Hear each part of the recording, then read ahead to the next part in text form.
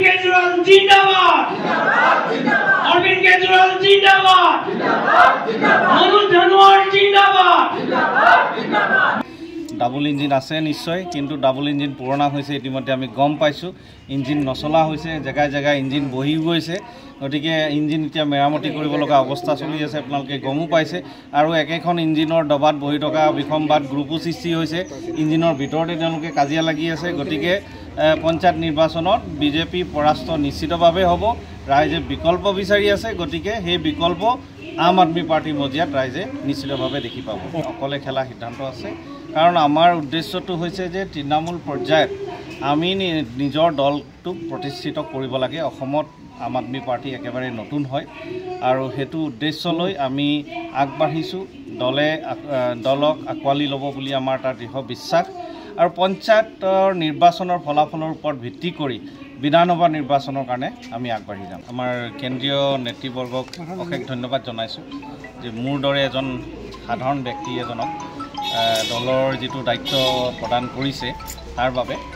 আৰু এনেধৰণৰ এটা সিদ্ধান্ত মই ভাবোঁ যে কেৱল আম আদমি পাৰ্টিৰ নেতৃত্বই ল'ব পাৰিব, আৰু তাৰ বাবে মই অশেষ ধন্যবাদ জনাইছোঁ। প্ৰত্যাহ্বান যথেষ্ট আছে, আৰু প্ৰত্যাহ্বানৰ মূল ইছ্যু যিটো এতিয়া গম পাই আছোঁ যে এতিয়া নিৰ্বাচন আহি আছে, পঞ্চায়ত নিৰ্বাচন আহি আছে।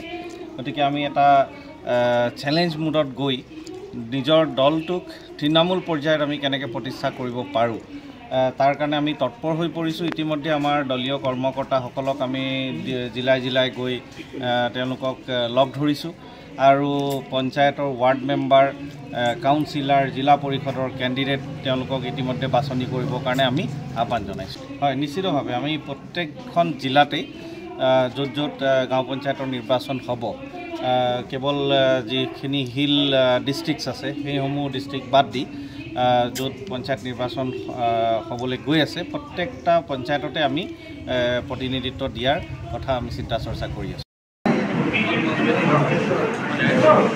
केजरीवाल जिंदाबाद अरविंद केजरीवाल जिंदाबाद मनोज धनोआर जिंदाबाद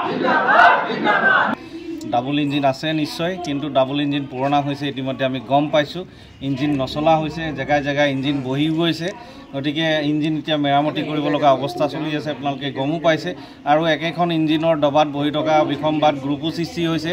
ইঞ্জিনৰ ভিতৰতে তেওঁলোকে কাজিয়া লাগি আছে। গতিকে পঞ্চায়ত নিৰ্বাচনত বিজেপি পৰাস্ত নিশ্চিতভাৱে হ'ব। ৰাইজে বিকল্প বিচাৰি আছে, গতিকে সেই বিকল্প আম আদমি পাৰ্টিৰ মজিয়াত ৰাইজে নিশ্চিতভাৱে দেখি পাব।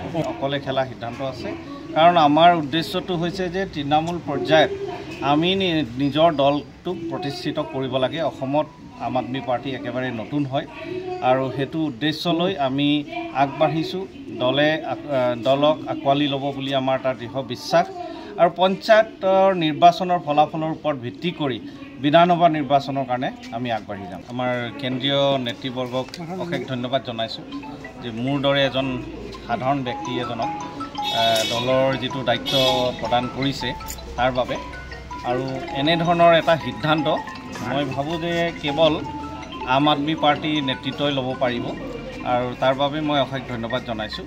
প্ৰত্যাহ্বান যথেষ্ট আছে, আৰু প্ৰত্যাহ্বানৰ মূল ইছ্যু যিটো এতিয়া গম পাই আছোঁ যে এতিয়া নিৰ্বাচন আহি আছে, পঞ্চায়ত নিৰ্বাচন আহি আছে।